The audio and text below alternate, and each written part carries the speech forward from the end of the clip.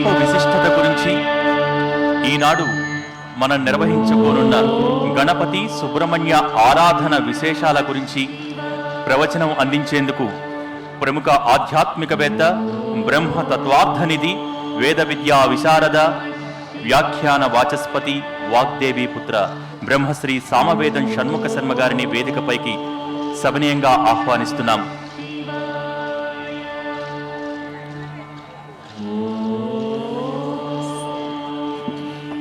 విఘ్నేశ విధిమార్తాండ చంద్రేంద్రోపేంద్రవందిత నమో గణపతే తుభ్యం బ్రహ్మణాం బ్రహ్మణస్పతే దేవాయుద్ధే యాగే విప్రాః స్వీయాం సిద్ధిం ముహాయం యం సిద్ధ్యంతి స్కందం దేవం సుబ్రహ్మణ్యోం.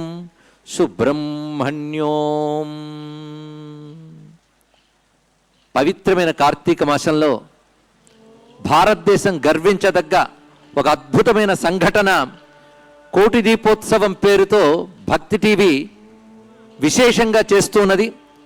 ఈ సమయంలో నిత్యం అత్యధిక సంఖ్యలో దీపాలు వెలిగించడమే కాకుండా రోజుకో ప్రత్యేకమైనటువంటి అర్చనని అందరి చేత చేయిస్తూ లోక కళ్యాణానికి కారణమవుతున్నది ఈ మహాయజ్ఞం. విశేషించి ఈరోజు మహాగణపతి సుబ్రహ్మణ్య స్వామి విభిన్న క్షేత్రాల నుంచి వేయించేసి వస్తూ ఉన్నారు. ఒకటి శ్వేతార్క గణపతి క్షేత్రం, ఇంకొకటి కాణిపాక్ గణపతి క్షేత్రం, మోపిదేవి సుబ్రహ్మణ్య స్వామి క్షేత్రం. అక్కడి నుంచి ఆ మూర్తులు విచ్చేసి మనల్ని అందరినీ అనుగ్రహిస్తున్నారు. ఈ దీపోత్సవంలో ప్రత్యేకం ఏంటంటే దీపాలు వెలిగించడం మాత్రమే కాకుండా మొత్తం మన సంస్కృతికి సంబంధించిన సర్వాంశములు ఇక్కడ ప్రకటింపబడుతున్నాయి. ఒకవైపు సంగీతం, మరొక వైపు నృత్యం, ఇంకోవైపు మహాత్ముల ఆశీర్వచనాలు, అనేక సంఖ్యలతో దీపజ్యోతులు వెలిగించడం, ఇన్ని అద్భుతాలు కలిపి కార్తీక మాసంలో నిర్వహించడంలో విశేషం ఏంటంటే కార్తీకం సర్వదేవతారాధనకు శ్రేష్టమైనటువంటిది. ఏ దేవతని ఈ మాసంలో ఆరాధించినా దేవత యొక్క పరిపూర్ణమైన అనుగ్రహం లభిస్తుంది. అది కాలానుకున్నటువంటి ప్రభావం. అందున గణపతి సుబ్రహ్మణ్యుడు వీరిరువురిని ఆరాధించడం అనేటువంటిది పార్వతీ పరమేశ్వరుల పరిపూర్ణ అనుగ్రహానికి హేతువు. దీపజ్యోతులు వెలిగించడం అనే వాటి వెనకాల అనేక రకాల ప్రయోజనాలు, పరమార్థాలు శాస్త్రం చెప్తూనే ఉన్నది. ఒక దీపం మనం పరిశీలించినట్లయితే దాన్ని తాత్వికంగా ఆలోచించమని చెప్తున్నది శాస్త్రం. శ్రీనాథ మహాకవి ఒక వర్ణన చేస్తాడు. హృదయం అనే ప్రమిదలో భక్తి అనేటువంటి తైలాన్ని పోసి ఏకాగ్రత అనే ఒత్తిని పెడితే ఈశ్వర కృప అనే జ్యోతి దివ్యమైన జ్ఞానజ్యోతిని వెలిగిస్తుంది. ఆ జ్ఞానజ్యోతిలోనే పరమేశ్వరుడు సాక్షాత్కరిస్తాడు అని వర్ణిస్తాడు. దీన్ని బట్టి ఈ వెలిగించే దీపాలతో పాటు మనల్ని మనం ఎలా తయారు చేసుకోవాలంటే హృదయాన్ని ప్రమిదలా భద్రంగా పట్టుకోగలగాలి. ప్రమిదికి ఎక్కడైనా రంధ్రం ఉన్నా, పగులు ఉన్నా తైలం నిలవదు. అలాగే హృదయం కూడా ఏకాగ్రత, ధ్యానము లేకపోతే నిలవదు. అందుకే ధ్యానం చేత బలంగా ఉంచిన హృదయాన్ని ప్రమిదలా ఉంచితే, భక్తిని తైలంలా వేస్తే, ఏకాగ్రతని ఒత్తిలా సిద్ధం చేస్తే అప్పుడు పరమేశ్వరుడు తన కృప అనే జ్యోతిని తగిలిస్తాడు. దానితో జ్ఞానప్రకాశం వస్తున్నది. ఆ భావంతో మనం ఇక్కడ దీపాలు వెలిగించడం చూడాలి. అంతేకాదు దీపేన సాధ్యతే సర్వం అన్నట్లుగా దేన్ని ఉద్దేశించి దీపం వెలిగిస్తామో దాన్ని తీర్చగలిగే శక్తి దీపానుకున్నది అని చెప్తున్నారు. అందుకే దీపాన్ని వెలిగించడంలో అనేక రకాల పద్ధతులు ఉన్నాయి. ఆ తైలంతోనూ విశేషించి గోఘృతంతోనూ వెలిగించేటువంటి దీపాలని పేర్చడంలో కూడా శాస్త్రం అనేక విధానాలు చెప్తున్నది. రంగవల్లికల రూపంలోనూ రకరకాలైనటువంటి ఆకృతులతోనూ దీపాలను పేర్చుతారు. అందులో స్వస్తిక రూపంలో దీపాలను పేర్చడం చాలా విశేషమని చెప్తున్నారు. భారతీయ సంస్కృతిలో స్వస్తిక చిహ్నం చాలామందికి తెలిసినదే. ఎస్ ఆకారంలో ఉన్నటువంటి రెండు రేఖల యొక్క కలయికే స్వస్తిక. అది ఓంకారానికి ప్రతీక.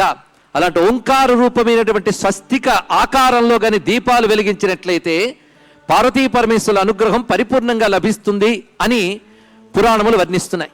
ఈ స్వస్తికలో ఉన్న విశేషం ఏంటంటే ఇందులో గణపతి స్వరూపం సాక్షాత్కరిస్తున్నది. స్వస్తిన ఇంద్రో వృద్ధశ్రవాః స్వస్తిన పూషా విశ్వవేదాః స్వస్తిన స్థార్క్షో అరిష్టనేమిః స్వస్తి నో బృహస్పతిర్దధాతు. ఇందులో 4 పర్యాయాలు స్వస్తి అనేటువంటి మాట వచ్చినది. అలాగే స్వస్తికి చిహ్నాన్ని మనం గమనించినట్లయితే ప్రధానంగా 4 రేఖలు కనబడుతుంటాయి. అంటే ఆ మంత్రమే యంత్ర రూపంలో వచ్చింది. ఆ మంత్రంలో మనకి దేవతలందరూ ఉన్నారు. స్వస్తిన ఇంద్రో వృద్ధశ్రవాహ, స్వస్తిన పూషా విశ్వవేదాహ. అందులో చెప్పబడుతున్న దేవతల యొక్క సమూహం. ఈ దేవతల సమూహము మనకు మేలు కలిగించుగాక అన్న మంత్రం యొక్క భావం. సు అస్తి స్వస్తి అంటే మేలు కలిగించుగాక అని అర్థం. అంతేగాని స్వస్తి అంటే పూర్తయిపోయిందని అర్థం కాదండి, మేలు కలిగించుట అని అర్థం. ఈ దేవతలందరూ మనకు మేలు కలిగించాలి. దేవతలు అంటే బహువచనం వచ్చింది కదా, అంటే సమూహం అని అర్థం. సమూహానికి మరొక పేరే గణం అని అర్థం. దేవతలు అనేక మంది ఉండవచ్చు, కానీ దేవతలందరికీ శాసకుడైన పరమాత్మ మాత్రం ఒక్కడే. అందుకే దేవతలు గణమైతే పరమాత్మ గణపతి అవుతున్నాడు. అందుకే స్వస్తిక రూపంలో ఉన్నటువంటిది గణపతి అని చెప్తూ స్వస్తి గణపతి మంత్రం అని శాస్త్రంలో కూడా చెప్పబడుతున్నది. ఆ మంత్రం స్వస్తి శ్రీ గణేశాయ నమః. ఈ మంత్రాన్ని జపించిన వారికి స్వస్తి కలుగుతుంది, అంటే మేలు కలుగుతుంది. ఈ దేవతలందరూ కూడా మేలు చేస్తారు. దేవతలకు శాసకుడైన పరమాత్మ దేవతల ద్వారా మేలు చేస్తాడు అని చెప్తున్నారు. అలాంటి గణపతి ఆరాధన ఈరోజు కోటి దీపోత్సవాల్లో ప్రత్యేకమైన అంశం. కోటి దీపోత్సవం గురించి ఆలోచన చేస్తే భారతీయ సంస్కృతి ఒక కోటి దీపోత్సవం. ఎందుకంటే ప్రధానంగా దీపం వెలిగించడం వల్ల కలగవలసిన ప్రయోజనం ఏమిటి అంటే జ్ఞానమే దాని యొక్క ప్రయోజనము అని చెప్పారు ఇక్కడ. అజ్ఞానం పటాపంచలయ్యేదాకా మోక్షం రాదు, జ్ఞానం వల్లనే ముక్తి లభిస్తుంది. జ్ఞానమే ఈశ్వర స్వరూపము. అలాంటి జ్ఞానం పొందాలనే కోరికతో దీపం వెలిగించాలి. అయితే ప్రధానంగా దీపం జ్ఞానాన్ని ఇచ్చిన దానితో పాటు ఆనుషంగికంగా అనేక రకాల ఫలాలు ఇస్తూ ఉంటుంది. ఇది ఎలాంటిదంటే ఒక ప్రధాన వస్తువు మనం కొనాలనుకుంటే ఉచితంగా మరికొన్ని వస్తువులు ఇస్తూ ఉంటారు. దానితో వస్తువుపై మరింత మనకు ప్రేమ కలుగుతుంది, ఎందుకంటే ఉచిత వస్తువులు వస్తున్నాయి కనుక. కానీ ఉచిత వస్తువులు అందులో ముఖ్యం కాదు, ప్రధాన వస్తువు ముఖ్యం. కానీ ఉచిత వస్తువులు వస్తాయి. అదేవిధంగా దీపజ్యోతి వెలిగించడం వల్ల ప్రధానంగా పొందవలసిన జ్ఞానం. ఉచితంగా వచ్చేవి ఐహికమైన ఆరోగ్యము, ఆనందము, ఐశ్వర్యము ఇలాంటి సిద్ధులు కూడా లభిస్తాయి. అంటే ఉభయతారకంగా దీపం మనల్ని అనుగ్రహిస్తున్నది. అందుకే దీపా జ్ఞానమవాప్యతే అని శాస్త్రం చెప్తున్న అంశం. అది జ్ఞానం కలిగించు భగవంతుడా అని దీపాన్ని మనం వెలిగించాలి ఇక్కడ. అలాగా జ్ఞానమే జ్యోతి అయితే భారతీయ మహర్షులు ఎప్పుడో కోటి దీపోత్సవం చేశారు. ఆ కోటి దీపోత్సవం ఒక మాసమో ఒక రోజో ఉండడం కాదు, యుగాలు గడుస్తున్న ఆ దీపాలు ఆరవు. మహర్షులు వెలిగించినటువంటి జ్ఞాన జ్యోతులు ఆరని జ్యోతులు. సూర్యుడికైనా అస్తమయం ఉంటుందేమో కానీ మహర్షులు ఇచ్చిన జ్ఞాన జ్యోతి ప్రకాశానికి అస్తమయం లేదు. ఆ దీపాలని గాలి కూడా ఆర్పలేదు, నీరు కూడా కనిపించలేదు. అలాంటి జ్ఞాన దీపాల కోట్ల సమూహం కలిగినటువంటి గొప్ప సంస్కృతి మనది భారతీయ సంస్కృతి. ఒక్కసారి వాళ్ళు వెలిగించిన కోటి దీపాల గురించి ఆలోచిద్దాం. వేదములు ఒక్కొక్క చోట ఇక్కడ నేను గమనించాను, ఒక్కొక్క వేదికపై అనేక దీపాలు పెట్టారు. అలా మీరు కోట్ల దీపాలు పెట్టారు. అలాగే మహర్షులు కూడా వేదికలు చేశారు. వేదం ఒక వేదిక. వేదంపై సుమారు ఋగ్వేద, యజుర్వేద, సామవేద, అధర్వణ వేదముల యందు ఉన్నటువంటి కోట్లాది మంత్రములు కూడా కోటి దీపాలే. అందుకే వేదములని ఒక్క పేటిక మీదే కోటి దీపాలు కనబడుతున్నాయి. ఆ తర్వాత పురాణాల్లోకి వెళదాం. 18 మహాపురాణాల్లో వ్యాస భగవానుడు రచించినటువంటి జ్ఞాన దీపాలు అయిన శ్లోకాలు 4 లక్షలు ఉన్నాయి. అంటే 4 లక్షల దీపాలు వెలిగించాడు మహానుభావుడు వ్యాసదేవుడు. అక్కడితో ఆగకుండా 1,00,000 శ్లోకాల మహాభారతం అనే గ్రంథాన్ని రచించాడు. అందులో ప్రతి శ్లోకం ఒక జ్ఞాన దీపమే. కానీ మహాభారతం అనే పేటికపై 1,00,000 దీపాలు వెలుగుతున్నాయి. ఆ తర్వాత వాల్మీకి ఏనాడో రామాయణం అనేటువంటి ఒక పేటిక తయారు చేసి 24,000 శ్లోకాల దీపాలు వెలిగించాడండి. ఇలా చూస్తూ ఉంటే ఆ తర్వాత వచ్చినటువంటి మహర్షులు అందించిన ఉపపురాణాలు, కావ్యాలు, ఇతిహాసాలు, భారతీయ విజ్ఞాన సంపద ఎంత గొప్పగా ఉన్నదో పరిశీలించాలి. ప్రపంచంలో ఏ దేశానికి లేనంత విజ్ఞాన సంపద కలిగిన జాతి భారత జాతి. భారతీయత అనబడే హిందూ మతం, హిందూ మతం అనబడేటువంటి సనాతన ధర్మం, సనాతన ధర్మం అనబడే ఆర్షధర్మం కోట్ల కోట్ల దీపాల పండగే. కనుక భారతీయ సంస్కృతే నిత్య కోటి దీపోత్సవ హేళ అని మనం భావించుతూ ఆ కోటి దీపాలకి నిరంతరం నమస్కరించుకుంటూ ఉండాలి.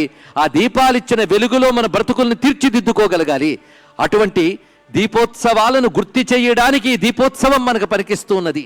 ఈ సమయంలో ఇక్కడికి వేయించేసిన గణపతికి కుమారస్వామికి ఒక్కసారి నమస్కారం చేసుకుందాం. ఎప్పుడైనా సరే ఒక కుటుంబంలో ఉన్నటువంటి తల్లిదండ్రులు పెద్దవాళ్ళ అవసరం మనకి ఏర్పడితే వాళ్ళ యొక్క అనుగ్రహం మనకు కావాలంటే ఏం చెయ్యాలి? ఇది పెద్ద ప్రశ్న. ఏం చెయ్యక్కర్లే, వాళ్ళ పిల్లల్ని ముద్దాడితే చాలండి ఆ తల్లిదండ్రులకు మనపై ప్రేమ కలుగుతుంది. ఇది లోకంలో ఉన్నటువంటి అంశమే. అది శివపార్వతుల ప్రేమ మనకు కలగాలి అంటే గణపతికి కుమారస్వామికి నమస్కరించుకుంటే చాలు, వారు ఉభయుల్ని నమస్కరించుకుంటే చాలండి. భారతీయ సంస్కృతిలో దేవతల ఆరాధనలు కేవలం నమ్మకాలు కావు, వాటి వెనకాల విజ్ఞాన శాస్త్రాలు ఉన్నాయి. ఒకటి విశ్వవిజ్ఞాన రహస్యాలు కనబడతాయి, యోగ శాస్త్ర సంకేతాలు కనబడతాయి, వేదాంత శాస్త్ర మర్మాలు కనబడతాయి, ధర్మశాస్త్ర విజ్ఞానాలు కనబడతాయి. ప్రతి దేవతారాధన వెనక ఉన్నటువంటి రహస్యం. గణపతిని, కుమారస్వామిని, పార్వతీ పరమేశ్వరుని యోగశాస్త్ర పరంగా ఒక్కసారి అన్వయించుకుని చూద్దాం. మనలోనే కనబడతారు గణపతి కుమారస్వామి. మన శరీరం ఒక యోగశక్తి కేంద్రం, అంతేగాని తినడానికి తిరగడానికి పనికొచ్చేటువంటి వస్తువు కాదు. ఇక్కడే ఉన్న పరమాత్మని మనం ఆవిష్కరించుకోవాలంటోంది భారతీయ సంస్కృతి. ఆ పద్ధతి ఎలాగో అంటే ఈశ్వర చైతన్యం మనలో మూలాధార చక్రంలో గణపతి రూపంలో ఉంటుంది. ఆ మూలాధారంలో జాగృతి చెంది ఒక మహాసర్పంలా పైకి ప్రాకుతుంది కుండలిని.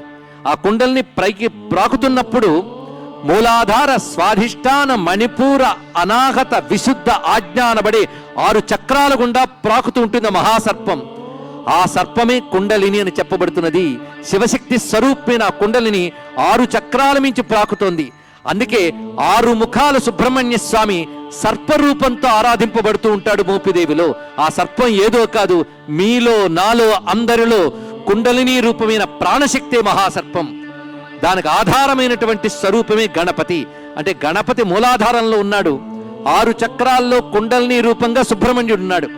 సహస్రార చక్రంలో ఉన్నటువంటి పరమేశ్వరుడు, పరమేశ్వర శక్తి, వాళ్ళిద్దరూ పార్వతీ పరమేశ్వరులు. ఇప్పుడు ఆలోచించండి, గణపతి మనలోనే ఉన్నాడు, సుబ్రహ్మణ్యుడు మనలోనే ఉన్నాడు, పార్వతీ పరమేశ్వరులు మనలోనే ఉన్నారు. మన శరీరమై కైలాసం. ఈ కైలాసంలో గజానన షడానన సమేత శ్రీ ఉమామహేశ్వర పరబ్రహ్మం ప్రకాశిస్తోంది. అందుకే వారిని ధ్యానిస్తే మన శరీరంలో ఉన్న యోగశక్తి స్పందిస్తుంది. ఇది గమనించవలసిన మరో ప్రధానమైనటువంటి అంశం. గణపతి, సేనాపతి పిల్లలిద్దరికీ ఎంత గట్టి పేర్లో చూడండి. వీరి అనుగ్రహం పొందడం చాలా సులభం. పిల్లలు కదండి, పిల్లలు అందుబాటులోకి వచ్చినంతగా పెద్దలు అందుబాటులోకి రారు. అదే గణపతిని, సుబ్రహ్మణ్య స్వామిని ప్రసన్నం చేసుకోవడం చాలా సులభం. వాళ్ళు ప్రసన్నులయ్యారా, పార్వతీ పరమేశ్వరులు వెంటనే మనల్ని అనుగ్రహిస్తారు. ఒకసారి ఆదిశంకర భగవత్పాదుల వారు భారతదేశంలో పర్యటన చేస్తూ ఉండగా అఖిలాండేశ్వరి మహాక్షేత్రానికి చేరుకున్నారు. ఇది మనకి తిరుచునాపల్లి దగ్గరున్న జంబుకేశ్వర మహాక్షేత్రం. అక్కడ తల్లి అఖిలాండేశ్వరి, పరమేశ్వరుడు జంబుకేశ్వరుడు. అఖిలాండేశ్వరి దర్శనానికి వచ్చినప్పుడు నమస్కరించి వెళ్ళిపోతున్నారు శంకరులు. అప్పుడు ఆ ప్రాంత ప్రజలు వచ్చి ఒక కోరిక కోరుకున్నారు. స్వామి, అమ్మవారు చాలా శక్తిమంతంగా ఉంది, మా కోరికలు నెరవేరుస్తున్నది, కానీ ఆ తల్లి ముఖంలో ఉగ్రమైన కళ కనిపిస్తున్నది, దానితో మాకు కొంచెం భయం కలుగుతోందయ్యా, కొంచెం శాంత కళలుగా మార్చుతారా అని అడిగేట. అప్పుడు శంకర భగవత్పాదుల వారు అమ్మవారి కళ్ళు దిద్ది ముఖంలో రంగులు మార్చి ఏమీ చేయలేదండి. ఒకటే చక్కని చిట్కా ఉపయోగించారు. అమ్మవారికి ఎదురుగా ఒక గణపతి విగ్రహాన్ని ప్రతిష్ఠ చేశారు. దానితో అమ్మవారి ముఖంలో ఉగ్ర కళలు పోయి శాంత కళలు సహజంగా వచ్చేయట. అంటే గణపతిని చూస్తే చాలు అమ్మవారి ముఖంలో వాత్సల్యం ప్రకాశిస్తున్నది. అలా గణపతిని, సుబ్రహ్మణ్యుని తలంచుకుంటే చాలు తల్లి అనుగ్రహం లభిస్తున్నది, తండ్రి అనుగ్రహం లభిస్తున్నది. కుమార గణనాథాంబా తుష్టి పుష్టిర్ మతిర్ధృతి అని లలితా సహస్రనామంలో మనం అటువంటి తల్లిని నమస్కరించుకుంటూ ఉన్నాం. అయితే సుబ్రహ్మణ్యుడు అమ్మవారి ఒళ్ళో కూర్చుంటాడు, గణపతి శివుడి ఒళ్ళో కూర్చుంటాడు అని ఆ పరివారాన్ని ధ్యానం చేయమని చెప్తోంది శాస్త్రం. దీని ఆంతర్యం ఏమిటయ్యా అంటే సుబ్రహ్మణ్యుడు శివుడి నుంచి వచ్చిన సంతానంట, అందుకే అమ్మవారికి ప్రీతి. గణపతి అమ్మవారి నుంచి వచ్చిన సంతానం, అందుకే శివుడికి ప్రీతి. ఇందులో రహస్యం ఏంటంటే ఇందులో ఒక్కొక్కరు కూడా శివశక్తులు ఏకరూపమే, ఇద్దరి పిల్లలు కూడా. ఒక్కసారి ఆలోచిస్తే గణపతి తత్వాన్ని, అమ్మవారి శరీరం నుంచి గణపతి వచ్చాడు, కానీ అయ్యవారు ఏం చేశారంటే ఏనుగు తలని పెట్టారు. ఇప్పుడు మనం గణపతిని చూస్తే కంఠం నుంచి పాదం వరకు అమ్మవారి చేతి చలువ, కంఠం పైన శిరస్సు అయ్యవారి చేతి చలువ. ఒక్కసారి గణపతిని చూడండి, అమ్మ అయ్య కలిసి కనబడుతున్నారు. దీన్ని ఉపనిషత్తు చెప్తోంది, కంఠాధో ప్రకృతి కంఠోర్ధ్వం ఈశ్వర పురుష అన్నారు. ప్రకృతి పురుషాత్మక అభేదాకృతి ధరో గజానన. కనుక పురుషతత్వం ముఖంలో కనబడుతున్నది, ప్రకృతి తత్వం కంఠం నుంచి పాదం వరకు కనబడుతున్నది. ఈ రెండు కలిపితే గణపతి. అంటే గణపతిని చూడగానే అమ్మ అయ్య ఇద్దరు గుర్తొచ్చారు కదా. అదే గణపతిని ఎవరు తలంచుకుంటారో వారు అమ్మయ్య అని హాయిగా ఉండవచ్చండి. అమ్మ అయ్యల ఏకరూపమే గణపతి. ఇప్పుడు మా సుబ్రహ్మణ్య స్వామి వద్దకు వద్దాం. ఆయన ఎలా ఉన్నాడు? అమ్మవారి నుంచి వచ్చిన గణపతి స్వరూపము అయ్యవారి చేతి వల్ల పూర్ణమైనది. అయ్యవారి నుంచి తేజో రూపంతో వచ్చాడు సుబ్రహ్మణ్యుడు. కనుక సుబ్రహ్మణ్యుడు అంటే శివ తేజస్సే. ఆ శివ తేజస్సు ప్రకృతికి అతీతమైన దాన్ని ప్రకృతి భరించలేకపోయిన మహా తేజస్సుని. అందుకే అనంతమైన ఆకాశం నుంచి వచ్చినటువంటి పరమేశ్వరుని చిచ్చక్తి రూపమైన తేజస్సు పృథ్వీ, అగ్ని, జలము, వాయువు, ఆకాశము ఇవన్నీ కూడా ధరించి మా వల్ల కాదు పట్టుకోలేకపోతున్నామంటే అమ్మవారు శరవనముగా మారారు. అంటే ఒక తేజోమయమైన రెల్లు తుప్పగా అమ్మవారు ఆవిష్కరింపబడ్డారు. అది శరవనము. అందులో ఈ దివ్యమైన శివ తేజస్సు ఉంచబడినది. అమ్మవారి యొక్క శరవణములో ఉంచబడింది గనక అది పూర్ణమైన ఆకృతి ధరించి 6 వదనాలతో 12 చేతులతో రూపం ధరించి వచ్చింది. అదే సుబ్రహ్మణ్య తేజస్సు. ఒక్కసారి 6 ముఖాల గురించి ఆలోచిద్దాం. 6 ముఖాల్లో శివుడు 5 ముఖాలు ఉన్నవాడు. సజ్జోజాత వామదేవ అఘోర తత్పురుష ఈశాన అని 5 ముఖాలతో ఉంటాడు పరమేశ్వరుడు. అమ్మవారు ఒక్క ముఖంతో ఉంటారు. 5 1 కలిపితే 6. కనుక సుబ్రహ్మణ్యన్ 5 ముఖాలు శివతత్వాన్ని తెలియజేస్తుంటే 6వ ముఖం శక్తితత్వాన్ని తెలియజేస్తుంది. శివశక్తుల ఏకస్వరూపుడే సుబ్రహ్మణ్యుడని తెలియబడుతున్నది. ఆ ఏకస్వరూపమే కాల రూపంలో దేశ రూపంలో మనకు కనబడుతున్నది. దేశము అంటే స్పేస్, కంట్రీ అని అర్థం కాదండి. కాలం అంటే టైం. మనందరం దేశకాలాలకు లొంగి ఉన్నటువంటి వాళ్ళమే. ఆ దేశకాలాలు భగవత్ స్వరూపాలు. ఒక్కసారి స్పేస్ గురించి ఆలోచిద్దాం. ఇక్కడున్న కూర్చున్న వాళ్ళందరూ ఒక్కసారి ఆలోచిస్తే మన దిక్కుల మధ్యలో ఉన్న, అవునా లేదా? 4 వైపులా 4 దిక్కులు, పైన 1 దిక్కు, క్రింద 1 దిక్కు, 6గా. ఈ 6 దిక్కులే 6 ముఖాలుగా కలిగినటువంటి వాడు సుబ్రహ్మణ్యుడు. ఇది ఒక దర్శనం. ఇంకొక దర్శనం, కాలం ప్రధానంగా సంవత్సర రూపంలో ఉంటుంది. సంవత్సరానికి ఎన్ని ఋతువులు మీ అందరికీ తెలుసు, 6 ఋతువులు. మాసాలు ఎన్ని? 12 మాసాలు. కనుక 6 ఋతువులు 6 ముఖాలుగా 12 మాసాలు 12 చేతులుగా కలిగిన కాలస్వరూపుడే సుబ్రహ్మణ్యుడు. అందుకే సుబ్రహ్మణ్యుని యొక్క రూపాన్ని ఒక్కసారి నమస్కరిస్తే దేశము కాలము కూడా సుబ్రహ్మణ్య రూపమై మనకు అనుకూలిస్తూ ఉంటాయి. ఆ పెద్దబ్బాయి పేరు గణపతి, చిన్నబ్బాయి పేరు సేనాపతి. గణము అన్న సమూహమే, సేన అన్న సమూహమే. పరిశీలించారా మీరు? సమూహాల్ని నడపగలిగే శక్తి కలిగిన వారే గణపతి సుబ్రహ్మణ్యుడు. అసలు శివానొక్కసారి ఎలుగెత్తి పిలిస్తే పెద్దబ్బాయి ముందు పలుకుతట్ట. మా నాన్నని పిలుస్తున్నా, నీకేం కావాలి అంటాడు.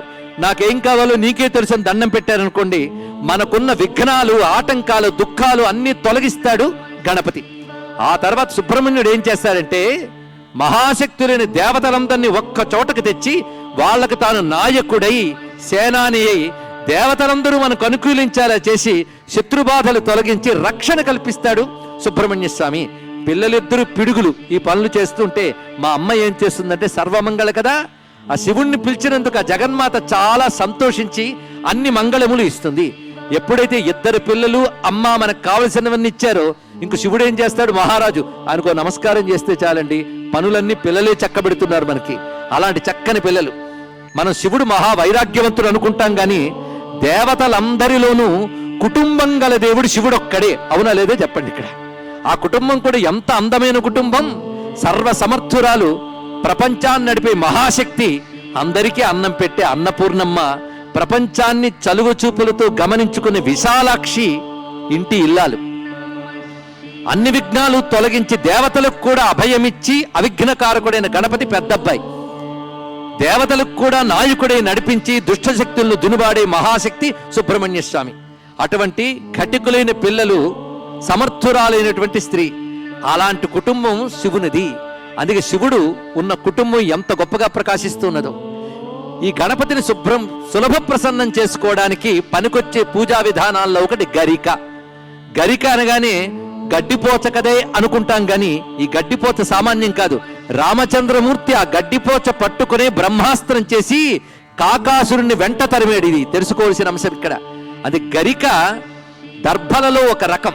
అది గరిక పట్టుకుంటే మంత్రశక్తిని ఆకర్షించగలిగే ప్రభావం గరికలో ఉందని మహర్షులు తపశ్శక్తితో దర్శించారు. అది గణపతిని గరికతో పూజిస్తే చాలండి.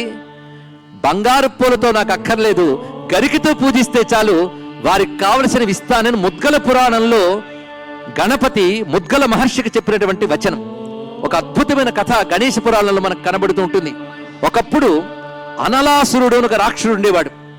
వాడు యముడి యొక్క కోప ప్రభావం వల్ల పుట్టేట, అంటే కాల దోషం వల్ల పుట్టే విఘ్నమే అనలం. ఆ అనలాసురుడు సర్వ దేవతల్ని మండిస్తూ తిరుగుతూ లోక కంటకుడై మహాగ్ని జ్వాలలతో వ్యాపించిపోతూ ఉంటే దేవతలందరూ భయచకితులై బ్రహ్మదేవుని వద్దకు వెళ్ళి ప్రార్థన చేశారు. ఒక్కొక్క రాక్షసుడు ఒక్కొక్క పద్ధతిలో లోకాన్ని ఏడిపిస్తున్నాడయ్యా. ఈ కొత్త రాక్షసుడు ఇప్పుడు బయలుదేరాడు, వీడి పేరు అనలాసురుడు. వాడి పని ఏమిటంటే జ్వాలలతో మండి అన్నిటినీ దగ్ధం చేయడం. అలాగే ముల్లోకాల్ని దగ్ధం చేస్తున్నాడు అనలాసురుడు. అతడి బారి నుంచి మమ్మల్ని విడిపించాలి అంటే బ్రహ్మదేవుడి ధ్యానంలోకి వెళ్ళి శివపార్వతుల ఏకమూర్తి అయినటువంటి గణపతియే ఈ కష్టం నుంచి గట్టెక్కించగలడు అని చెప్పగానే దేవతలందరూ గణపతిని ప్రార్థన చేశారు. అప్పుడు గణపతి వారికి సలహా ఇచ్చాడు, మీరు వెళ్ళి ఆ రాక్షసులను యుద్ధానికి పిలవండి అన్నాడు. అరే, నువ్వు రక్షించమని చెప్తే వాళ్ళని కయ్యానికి కాలు దూమున్నావేంటయ్యా అంటే, మీరు పిలవండి నేను చూసుకుంటానన్నాడు. వెంటనే వీళ్ళు వెళ్ళి రాక్షసులతో యుద్ధానికి కాలు దువ్వేరెప్పుడు ఆ రాక్షసులు అనలాసురుడి నాయకత్వంలో దేవతల మీదకి దండెత్తి వచ్చారు. ఇప్పుడు దేవతలు యుద్ధం చేస్తూ పారిపోతూ ఉన్నట్ట. అలా దేవతలు పారిపోతూ ఉండగా వాళ్ళని తరుముతూ ఉన్నారు రాక్షసులు. అయితే ఆ రాక్షసులు ఎదురుగా చిన్న బాల రూపంగా గణపతి నిలబడి ఉన్నాడు. అది చూసి అనలాసురుడికి ముద్దొచ్చింది గణపతిని చూడగానే. వెంటనే, నువ్వెవడవయ్యా బాబు, నేను రాక్షసులను తరిమి కొడుతుంటే ఎదురుగా నిలబడ్డావు, పోయి మీ అమ్మ దగ్గర ఆడుకో, వెళ్ళిపో అన్నట్ట. నువ్వు భయపడి అలా అంటున్నావు, కావాలంటే నన్ను ఎదుర్కో అన్నాడు అనలాసురుడు. అనలాసురుడితో గణపతి వాదు చేస్తూ యుద్ధానికి సిద్ధపడ్డాడు. అప్పుడు అనలాసురుడు గణపతితో యుద్ధం చేయడానికి సన్నద్ధం కాగానే గణపతి చిరునవ్వు నవ్వి తన తొండాన్ని చాచి అనలాసురుడికి ఉండలా చుట్టి కడుగులు పెట్టేసుకున్నాడు. దీనితో అనలాసురు సంహారమైంది. దేవతలు చాలా సంతోషించారట. కానీ గణపతి మరొక లీల మొదలు పెట్టాడు. ఇంత అగ్ని, ముల్లోకాల్ని తగలబెట్టగలిగే అనలాసురుడు అనబడే అగ్నిని నేను మింగేశాను, ఈ వేడి తట్టుకోలేకపోతున్నాను, నన్ను చల్లబరచండి అన్నాడు. వెంటనే ఆయన్ని చల్లబరచడానికి దేవతలు చేసే ప్రయత్నం ఎలా ఉన్నది అంటే, శివుడు తాను ధరించినటువంటి చంద్రకళలో ఒక కళని తీసి గణపతి యొక్క పాలంపై పెట్టాడు. దానివల్ల చల్లబడతాడేమోనని పాలచంద్రాయ నమః అని నామం వచ్చింది, కానీ ఆయన చల్లబడలేదు. వరుణుడు ఏం చేశాడంటే సర్వతీర్థ కలశ జలాల్ని తీసుకువచ్చి గణపతికి అభిషేకం చేశాడు, అయినా చల్లబడలేదు. ఆదిశేషువు మొదలైన మహాసర్పములు గణపతిని చుట్టుకున్నాయట, ఉదరానికి ఒక బంధముగా చుట్టుకున్నాయి. కానీ ఆ పాములు చల్లగా ఉంటాయి గనక చుట్టుకుని స్వామివారిని చల్లబరచాలనుకున్నాయి, కానీ అవి చల్లబరచలేకపోయాయి. నారాయణుడు వనమాల వేసేట ఆయన చల్లబరుద్దామని, అయినా చల్లబడలేదు. బ్రహ్మదేవుడు కమలాన్ని ఇచ్చాడు చల్లబరుద్దామని, చల్లబడలేదు. దేవతలందరూ ఎంత ప్రయత్నించినా గణపతి నేను ఈ తాపం తట్టుకోలేకపోతున్నాను అంటున్నాడు.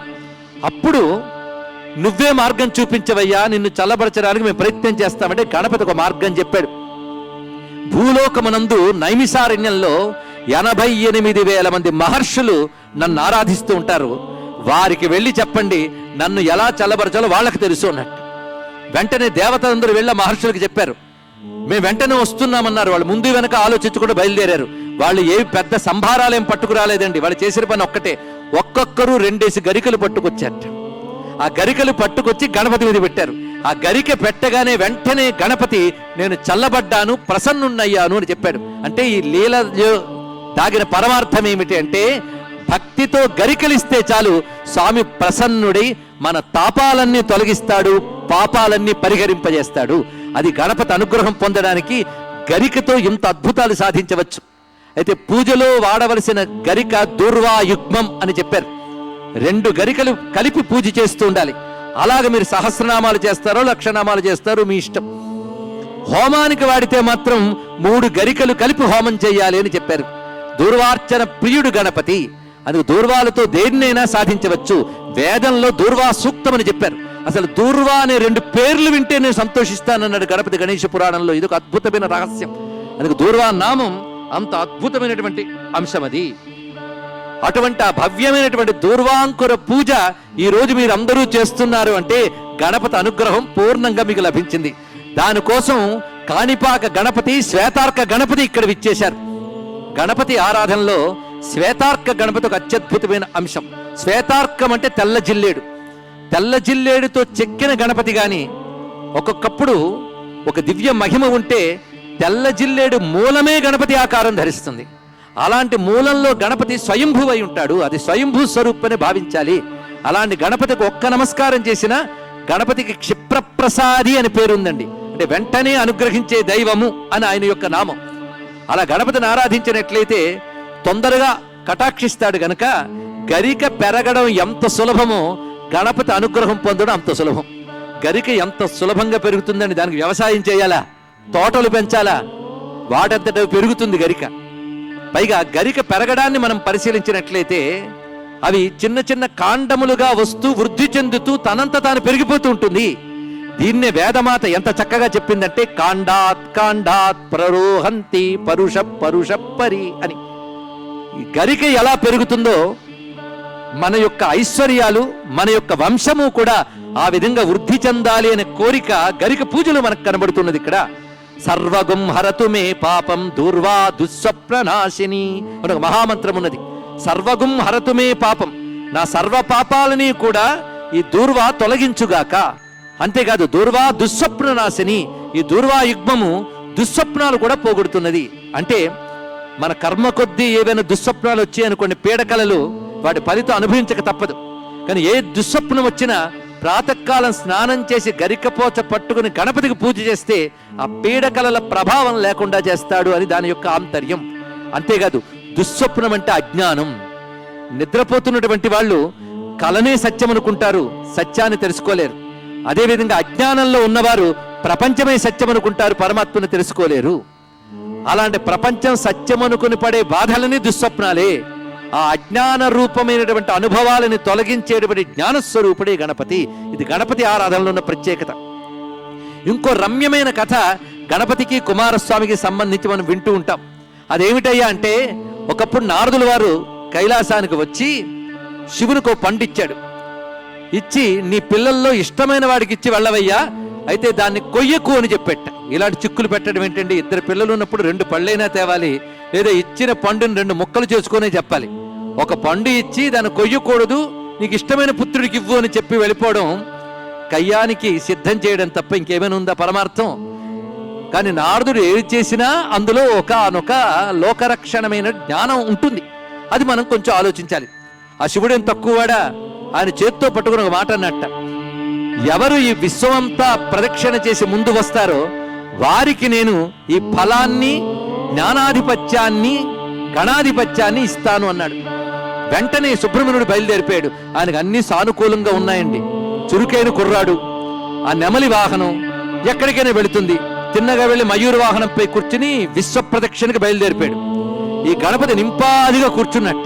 ఆయన కళ్ళల్లో కలవరం కనిపించట్లేదు, ప్రశాంతంగా ఉన్నాడు, కదలడే. ఎప్పటికీ కొంతసేపటికి శివుడు అన్నాడు, ఏనాయనా నువ్వేం ప్రయత్నం కూడా చెయ్యట్లేదు, ప్రదక్షిణకి వెళ్ళవా అన్నాడు. తొందరేముంది నాన్న అన్నట్ట. ఎంత నిబ్బరంగా కూర్చున్నాడో అనుకున్నాడు. గణపతి తెలివేంటో పరీక్షిద్దామనుకున్నాడు. కొద్దిసేపు అయిన తర్వాత గణపతి నిదానంగా లేచి శివపార్వతుల చుట్టూ ప్రదక్షిణ చేసి నమస్కారం చేసి ఫలం ఇవ్వండి అన్నాడు. వెంటనే శివుడు మందహాసం చేసి ఫలం ఇచ్చాడు, గణాధిపత్యము ఇచ్చాడు. ఎందుకంటే విశ్వమంతా నిండి ఉన్నది శివశక్తులే.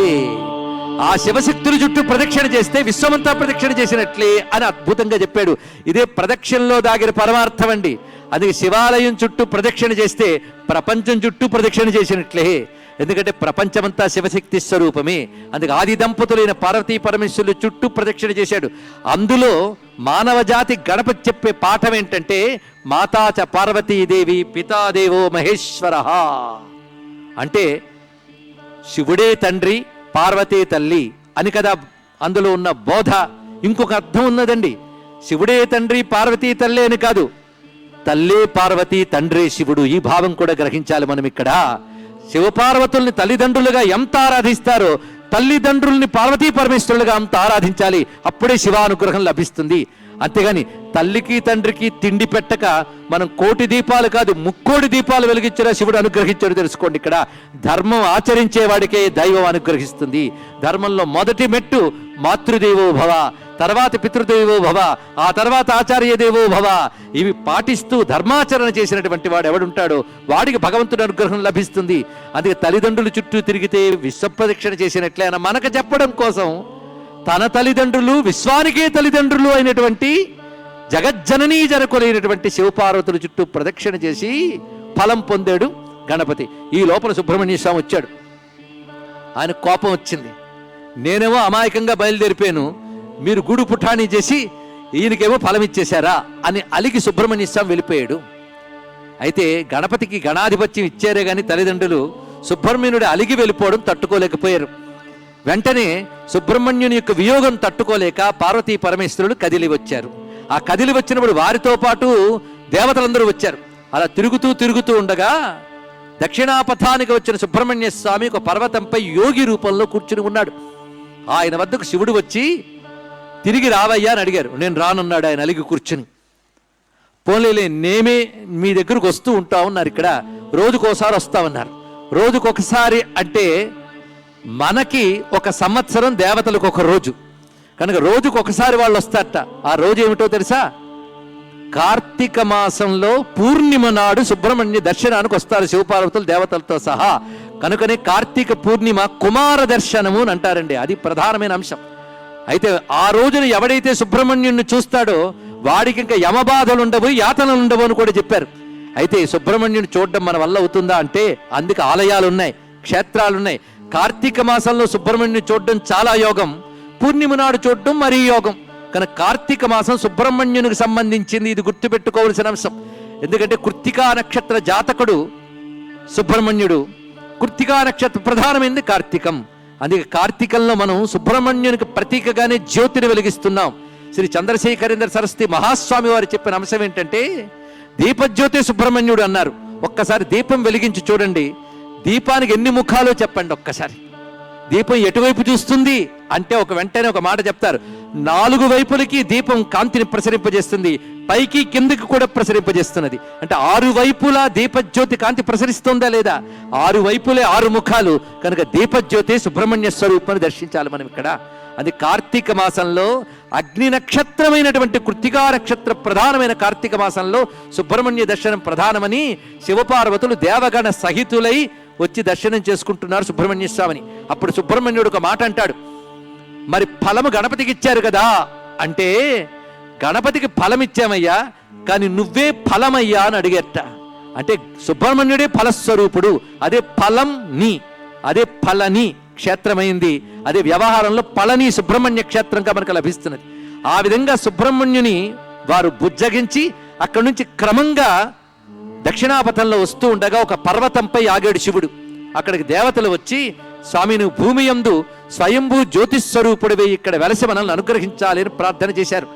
సరేనని శివుడు సమ్మతించి జ్యోతిర్లింగంగా ఆ పర్వతంపై వెలసాడు. ఆ పర్వతం పేరు శ్రీశైలం, ఆ జ్యోతిర్లింగం పేరు మల్లికార్జున జ్యోతిర్లింగం. అంటే సుబ్రహ్మణ్యుడి వల్ల జరిగిన మహోపకారం ఏమిటయ్యా అంటే ఆయన దక్షిణాపథానికి వచ్చాడు, శివుని జ్యోతిర్లింగ రూపంగా మన తెలుగు నాటికి దక్కించాడు సుబ్రహ్మణ్య స్వామి. అందుకే మనం భ్రమరాంబ సమేత మల్లికార్జున స్వామి వారికి నమస్కారం చేసుకోవాలి. అందుకే సుబ్రహ్మణ్య ప్రధానమైనటువంటిది శ్రీశైలం. ఇది ఒక రహస్యం. దక్షిణాపథానికి స్వామి ఆ విధంగా వేంచేశాడు గనుకనే దక్షిణాపథంలోనే ఎక్కువగా సుబ్రహ్మణ్యుని ఆరాధన మనకు కనబడుతున్నది. ఇది ఒక ఆంతర్యం. ఇక్కడ మనం గమనించవలసిన అంశం ఏంటంటే పురాణ కథలు సామాన్యుల కోసం కథల రూపంలో చెప్పబడతాయి, కానీ దాని నిండా జ్ఞానం దాగి ఉంటుంది. ఇందులో దాగిన ఆంతర్యం పరిశీలిద్దాం. గణపతి తెలివైనవాడా, సుబ్రహ్మణ్యుడు తెలివైనవాడా? ఈ ప్రశ్న వేస్తే ఈ కథ పైన విన్న వాళ్ళకు సమాధానం చెప్పేస్తారు. సుబ్రహ్మణ్యుడి కంటే గణపతి తెలివైనవాడండి అన్నామా మన అజ్ఞానం బయటపడుతుంది. ఇందులో దాగిన రహస్యాన్ని పరిశీలిద్దాం. గణపతి చేసిన పని ఉన్న చోటే ఈశ్వరుణ్ణి చూసినవాడు గణపతి, అన్ని చోట్ల ఈశ్వరుణ్ణి చూసినవాడు సుబ్రహ్మణ్యుడు. ఇది రహస్యం అండి. ఇక్కడ మనం ధ్యానంలో హృదయంలో పరమాత్మను దర్శించవచ్చు, అదేవిధంగా ప్రపంచమంతా పరమాత్మని దర్శించవచ్చు. ఈశావాస్యమిదం సర్వం యత్కించే జగత్యాన్ జగత్ అంటోంది ఉపనిషత్తు. కనిపించే ప్రపంచమంతా శివశక్తి స్వరూపమే. అయితే కళ్ళు మూసుకుని ధ్యానించే నీ హృదయంలో కూడా శివశక్తులు ఉన్నారు. కనుక ఉన్న చోట ఈశ్వరుణ్ణి దర్శించాడు గణపతి, అన్ని చోట్ల ఈశ్వరుణ్ణి దర్శించాడు సుబ్రహ్మణ్యుడు. వీళ్ళిద్దరూ మనకు 2 విధాలైన పాఠం చెప్తున్నారు. అందుకే ఒకరు ఎక్కువ ఒకరు తక్కువ కాదు, పిల్లలిద్దరూ సమానమే, పిల్లలిద్దరూ ఒకే తత్వాన్ని మనకు చెప్తున్నారు. ఇందులో వైజ్ఞానికంగా ఒక రహస్యం ఉన్నదండి. స్థిర చైతన్యం గణపతి, చర చైతన్యం సుబ్రహ్మణ్యుడు. వైజ్ఞానికంగా పరిశీలిద్దాం. స్థిర చైతన్యం, చర చైతన్యం. ఎనర్జీ రెండు రకాలుగా ఉంటుందంటుంది సైన్స్. ఒకటి స్టాటిక్ ఎనర్జీ, ఇంకోటి కైనెటిక్ ఎనర్జీ లేదా డైనమిక్ ఎనర్జీ అనేది. స్టాటిక్ ఎనర్జీ అంటే స్థిరం. అది గణపతి అంటే ఎప్పుడు కుదురుగా కూర్చుని ఉంటాడు స్థిరంగా. మనకు స్థిరంగా ఉండడం చేత కాకపోతే గణపతిని ఆరాధన చేస్తే స్థిరంగా కూర్చోబెడతారండి, కుదురుగా కూర్చోబెడతాడో తెలుసుకోవాలి. ఇక్కడ పరమేశ్వరుడే త్రిపురాసుర సంహారానికి బయలుదేరినప్పుడు త్రిపురాసుల కండిషన్ పెట్టేట. ఏమిటనంటే, మేము ముగ్గురం ఒకే సరళ రేఖలో ఉన్నప్పుడు గాని శివుడు ఒక్క బాణం వేస్తే అప్పుడు మేము దెబ్బ తినాలి, అంతవరకు మమ్మల్ని ఎవరు దెబ్బ కొట్టకూడదు అని వాళ్ళు వరం తీసుకున్నారు. ఇప్పుడు త్రిపురాసుర సంహార సమయంలో పరమేశ్వరుడు భూమిని రథంగా తీసుకున్నాడు, వేదాలను గుర్రాలుగా చేసుకున్నాడు, బ్రహ్మదేవుడు సారథి అయ్యాడు, మేరు పర్వతం విల్లయ్యినది, వాసుక అనే సర్పము వింటి నారి అయ్యింది, విష్ణువు బాణమయ్యాడు. ఒక్క బాణంతో కొట్టాలని కండిషన్. శివుడు సిద్ధపడ్డాడు కొట్టడానికి. కానీ త్రిపురాసురులు ఆ 3 పట్టణాల రూపంతో ఉన్నటువంటి వాళ్ళు తెలివైన పని ఏం చేశారంటే, ముగ్గురు తిన్నగా ఒక సరళ రేఖలో నిలబడకుండా వంకర టిక్కరగా ఉన్నారు. అలా వంకరగా ఉంటే బాణం వేయడం సాధ్యం కాదు. శివుడు ఎన్ని మార్లు బాణం వేయాలనుకున్నా వల్ల కాలేదుట. అప్పుడు అమ్మవారు ఒక మాట అన్నారు, అబ్బాయికి చెప్పొచ్చారా అని అడిగారు. మా పిల్లాడే కదా అని చెప్పలేదు. వెంటనే శివుడు ధ్యానంలోకి వెళ్ళి 5 ముఖాలతో ధ్యానం చేసేట గణపతిని. అప్పుడు గణపతి శివధ్యానానికి సంతోషించి శివుడు హృదయంలోంచే బయటకు వచ్చాడు. ఆయన ఆత్మావై పుత్రనామాసి కదా, శివుడు హృదయంలోంచే బయటకు వచ్చాడు. 5 ముఖాలతో గణపతి కనబడ్డాడు. 5 ముఖాలు శివునికి. 5 ముఖాల గణపతి అండి. 5 ముఖాలు ఏనుగు ముఖాలే. ఆయన సింహం మీద కూర్చుని కనబడ్డాడు ఈ గణపతి. ఈయనకే హేరంబ గణపతి అని పేరు. ఆ హేరంబ గణపతి ప్రత్యక్షమైతే శివుడు సంతోషించి ఆ గణపతిని స్తోత్రం చేశాడు. దాని పేరే గణపతి సహస్రనామ స్తోత్రం. ఇప్పుడు లోకంలో ప్రసిద్ధిగా అందరూ చదువుకునే గణపతి సహస్రనామ స్తోత్రం హేరంబ గణపతిని ఉద్దేశించి శివుడు చేసినటువంటి స్తోత్రం అది. అటువంటి దివ్యమైనటువంటి హేరంబ గణపతి ప్రత్యక్షమయ్యాడు. ఆ తర్వాత పరమేశ్వరుడు గణపతి అనుగ్రహం పొంది యుద్ధానికి బయలుదేరాడు. ఆ యుద్ధంలో ఇప్పుడు ఆయన ధనుస్సును పట్టుకోగానే గణపతి చేసిన గొప్ప పని ఏంటో తెలుసా? ఆ తొండంతో 3 పట్టణాన్ని కదలకుండా పెట్టాడు. ఎప్పుడైతే స్థిరంగా పెట్టాడో శివుడు సులభంగా బాణాన్ని ప్రయోగించేశాడు. 3 పట్టణాలు ఏకకాలంలో దగ్ధమయ్యాయి. పరమేశ్వరుడు విజయం సాధించాడు. అంటే త్రిపురాసుర సంహారానికి విజయ కారణం ఎవడయ్యాడు? మహాగణపతి అయ్యాడు. కానీ గణపతి అనుగ్రహం లేకపోతే ఏ ఒక్కరూ విజయం సాధించలేరని తెలుసుకోవాలి. అంతేకాదు, లలితాదేవి భండాసురుడితో యుద్ధం చేస్తూ ఉంటే భండాసురుడు మంత్రి అయిన విశుక్రుడు శక్తిసేనలు నిర్వీర్యమైపోవాలి అనే ఉద్దేశంతో భయంకరమైన విఘ్నశిలా యంత్రాన్ని ప్రయోగించాడు. అంతవరకు విజృంభిస్తున్న శక్తిసేనలు వాడు వేసినటువంటి ఆ మాయాయంత్ర ప్రభావం చేత ఉత్సాహం కోల్పోయి నీరసపడి చతికిలబడి బద్ధకం ఆవరించింది వారందరికీ. ఎందువల్ల వారు అలాగా మారిపోయారనేది ఎవరికీ తెలియలేదండి. ఒక్క లలితమ్మకు మాత్రమే తెలిసింది. ఆ సమయంలో లలితమ్మ చేసిన పని ఏమిటంటే, కూర్చున్న మహాకామేశ్వరుడైన రాజరాజేశ్వరుడైన పరమేశ్వరుడు చూసుకుని చిరునవ్వు నవ్వింది లలితాంబ. ఆ నవ్వు చూడగానే శివుడు కూడా నవ్వాడు. లోకంలో ఎవరైనా ప్రేమగా మనల్ని చూసి నవ్వారనుకోండి, మనం వెంటనే నవ్వుతాం, అవునా లేదా అండి? ఇక్కడ అది ప్రతిస్పందన అని అర్థం. అలాగే శివుడిని చూసి అమ్మవారు నవ్వగానే శివుడు చూసి నవ్వాడు. అది వారిద్దరి పరస్పరమైన అన్యోన్యమైనటువంటి ప్రేమ భావాన్ని తెలియజేస్తుంది. ఆ శివుని నవ్వు చూడగానే అమ్మవారి నవ్వులో మరింత వెలుగొచ్చింది. అప్పుడు ఆ నవ్వులోంచి ఒక ఆయన ఉద్భవం అయ్యాడు. ఆయనే గణపతి. ఇది మరొక స్వరూపం, గణపతి స్వరూపం. దీన్ని బట్టి ఎందరు గణపతులు ఉన్నారో ఆలోచించండి. ఒకప్పుడు గణపతి అమ్మ ఒంటి నలుగు నుంచి వచ్చాడు, మరొకప్పుడు గణపతి శివధ్యానంలోంచి వచ్చాడు, ఇంకొకప్పుడు గణపతి అమ్మవారి నవ్వులోంచి వచ్చాడు. అంటే గణపతి ఒకప్పుడు వచ్చేవాడు కాదు, ఎప్పుడు ఉన్నవాడే, అవసరమైనప్పుడు వచ్చేవాడు. ఇది తెలుసుకోవాలి. ఇలా రకరకాల అవసరాల కోసం రకరకాల రూపాలతో గణపతి ఆవిర్భవిస్తాడు. ఈ ఆవిర్భవించిన స్వరూపాన్ని మన లలితా సహస్రాల్లో కామేశ్వర ముఖాలోక కల్పిత శ్రీ గణేశ్వర మహాగణేశ నిర్భిన్న విఘ్నయంత్ర ప్రహర్షిత అనేటువంటి నామాల్లో మనం చెప్పుకుంటున్నాం.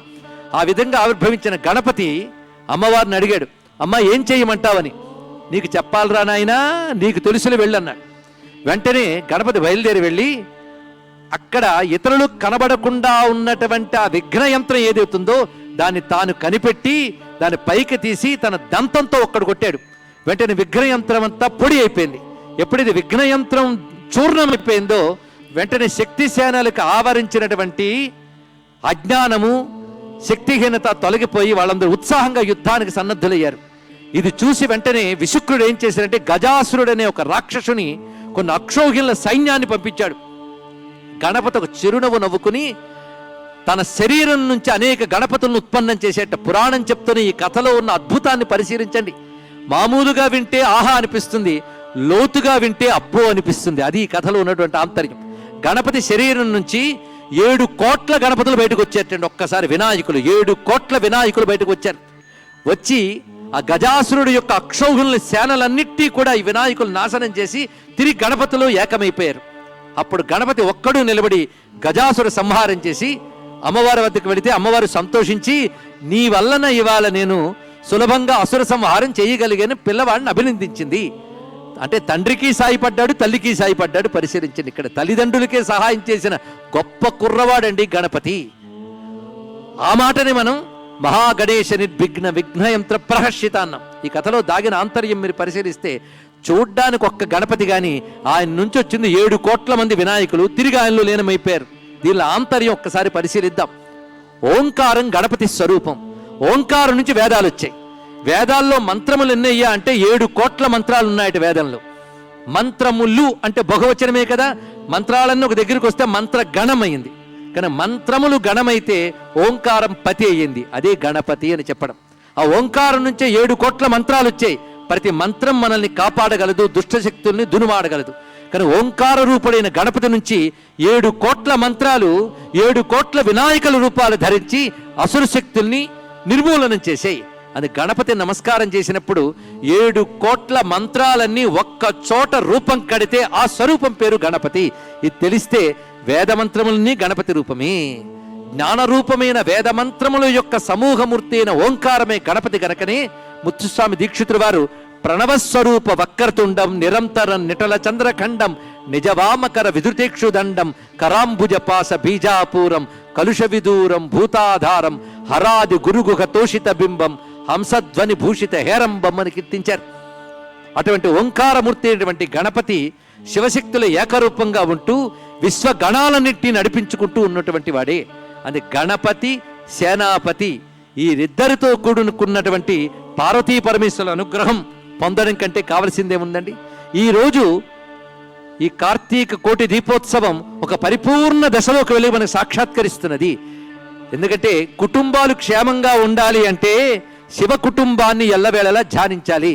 ఇంట్లో శివ పరివారమూర్తి చిత్రపటం ఒకటి పెట్టుకుని 2 పూట్ల దీపం వెలిగించండి, మీ కుటుంబాలు క్షేమంగా ఉంటాయి. కుటుంబం బాగుండాలి అంటే అర్థం ఏంటి? కుటుంబ సభ్యులందరూ అన్యోన్యమైన ప్రేమతో సామరస్యంలో ఉండాలి. కానీ ఉండడం సాధ్యమేనా అండి? కొన్ని సందర్భాల్లో అబ్బాయి గారు ఒకలా ఉంటారు, అయ్యగారు ఇంకోలో ఉంటారు, అమ్మగారు ఇంకోలో ఉంటారు. ఒక్కొక్కరు ఒక్కొక్క రకంగా ఉంటే ఎలాగా? అంటే ఎవరి అభిరుచులు వారివి, అభిప్రాయాలు వారివే కావచ్చు. కానీ ప్రేమగాని ఉంటే అందరూ సామరస్యంగా ఉండవచ్చు. ఒక్కసారి శివ కుటుంబం గురించి ఆలోచించండి. శివ కుటుంబంలో ఎవరెవరు ఉన్నారో ఆలోచన చేద్దాం. శివుడి వాహనం ఏమిటి? మీ అందరికీ తెలుసు, వృషభం అంటే ఎద్దు. అమ్మవారి వాహనం ఏంటండి? సింహం. సాధారణంగా ఎద్దుకి సింహానికి పడదు, అవునా లేదా? ఇక పెద్దబ్బాయి గారి వాహనం ఎలుక. శివుడు ఒంటి నిండా సర్పాలున్నాయి, ఆ సర్పాలకి ఎలుకకి పడదు, అవునా లేదా? పోనీ సర్పాలేమో హాయిగా ఉన్నాయా అంటే చిన్నబ్బాయి గారి వాహనం నెమలి. నెమలికి సర్పాలకి పడదు, అవునా లేదా? మొత్తానికి శివుడు కుటుంబంలో మనం చూస్తే ఒకరికొకరు పడని వాళ్ళే అందరూ ఉన్నారు. గమనించండి ఇక్కడ. కానీ అందరూ ప్రేమగా ఉన్నారు. పరిశీలించారా లేదా?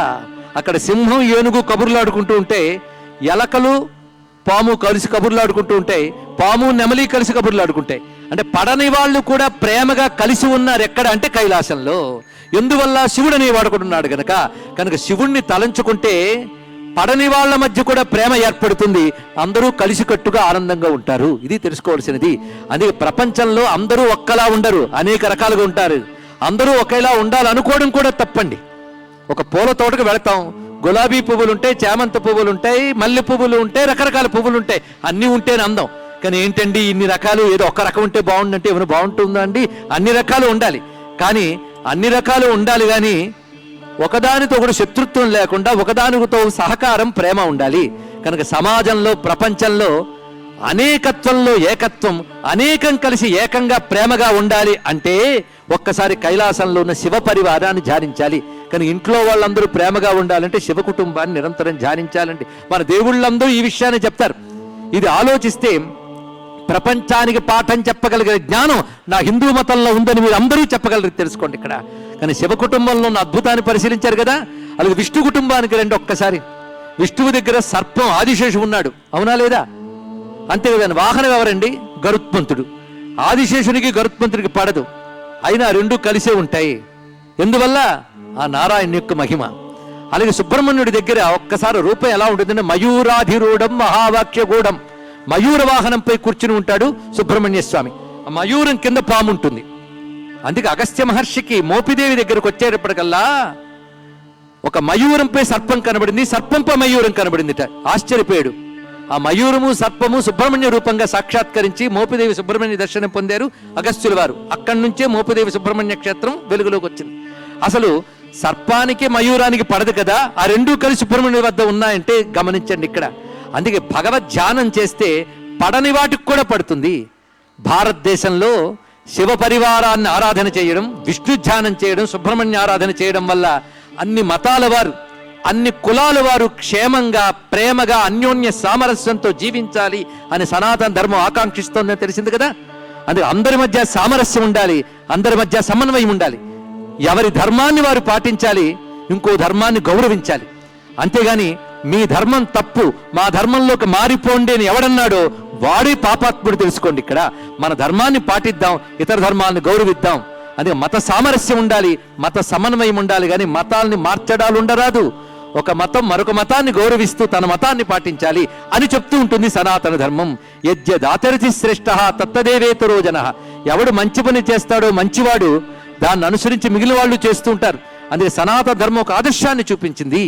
స్వధర్మే నిధనం శ్రేయ పరధర్మో భయావహ అని చెప్పిన గొప్ప సంస్కృతి భారతీయ సంస్కృతి. అందుకే భారతదేశంలో ఉన్నటువంటి అన్ని మతాల వారు, అన్ని కులాల వారు, అన్ని రంగాల వారు కూడా క్షేమంగా ఆనందంగా ఉండాలని కాంక్షించాలి అంటే మనందరం శివ పరివారాన్ని ధ్యానం చేయాలి. స్థిర చైతన్యమైనటువంటి గణపతి, చర చైతన్యమైనటువంటి సుబ్రహ్మణ్యుడు, రెండు శక్తులకి మూలమైనటువంటి శివశక్తులు. ఇదేనండి శివ పరివారంలో ఉన్నటువంటి ఆంతర్యం. విశ్వాన్ని నడిపే మహాశక్తి స్వరూపాన్ని ఎన్ని కోణాలతో మనం ఇవాళ దర్శించాం. ఇదంతా మహర్షులు ఇచ్చిన జ్ఞానం వల్ల మనం దర్శించగలిగాం. మన కోసం పిల్లలిద్దరూ వచ్చారు. పిల్లలిద్దరూ వస్తే వాళ్ళని వదలలేక అమ్మా నాన్న కూడా కలిసి వస్తారు. మొత్తం శివ కుటుంబం అంతా మన కోసం వచ్చిందండి. అది గమనించవలసిన ప్రధానమైనటువంటి అంశం. అయితే శివుడు ఎక్కడుంటాడు, దేవతలందరూ అక్కడే ఉంటారట. ఎందుకంటే దేవుడు ఎక్కడుంటే దేవతలందరూ అక్కడే ఉంటారు కదా. కనుక దేవతలందరూ కలిసి శివ కుటుంబాన్ని కొలుచుకుంటూ వచ్చిన మహాక్షేత్రంగా మారింది ఈ భక్తి టీవీ వారి కోటి దీపోత్సవ మహాప్రాంగణం. ఇది ఆనందించదగ్గ అంశం. అసలు ఒక్కరి వల్ల అయ్యే పనండి ఇవన్నీ ఏర్పాటు చేయడం అంటే. ఎక్కడ ఆటంకం లేకుండా ఇంతమంది కలిసి సమయానికి తగ్గట్టుగా కార్యక్రమాన్ని నడిపిస్తున్నారంటే, ఇంతమంది అంటే గణమేగా.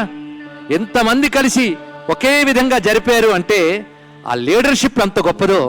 అది గణపతి అంటే గణాలన్నింటి చేత చక్కగా పనిచేయించేవాడు గణపతి, సేనలన్నింటి చేత చక్కగా పనిచేయించేవాడు సేనాపతి. అందుకే మహానాయకులండి. లీడర్షిప్ క్వాలిటీస్ తెలుసుకోవాలంటే గణపతిని, సుబ్రహ్మణ్యుని బాగా అధ్యయనం చేయాలి. అందుకే మేనేజ్మెంట్ కోర్సులో ఉన్నవారు ఈ ఘట్టాన్ని వింటే కావలసింది చెప్పవచ్చు. ఒకరంటే ఒకరికి పడని వాడిని కూడా కలిపి ఎలా పని చేయించుకోవచ్చో శివుడు చెప్తున్నాడు కైలాసంలో.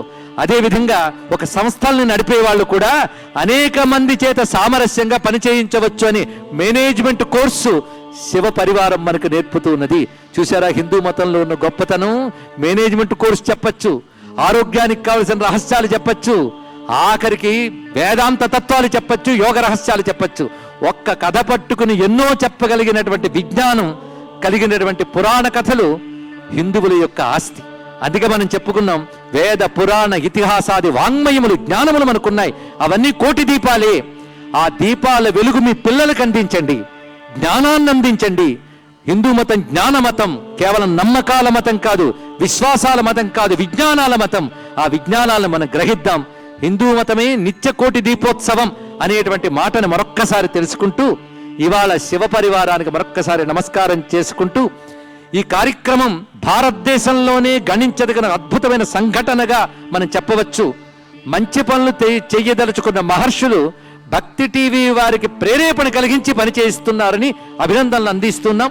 ఈ పనికి మూల కారణమైనటువంటి నరేంద్ర చౌదరి గారి దంపతులకు, వారికి సహకరించిన గణములకు మొత్తానికి కూడాను పరమేశ్వరుడు ఆయురారోగ్యాలు ప్రసాదించాలని కోరుకుందాం.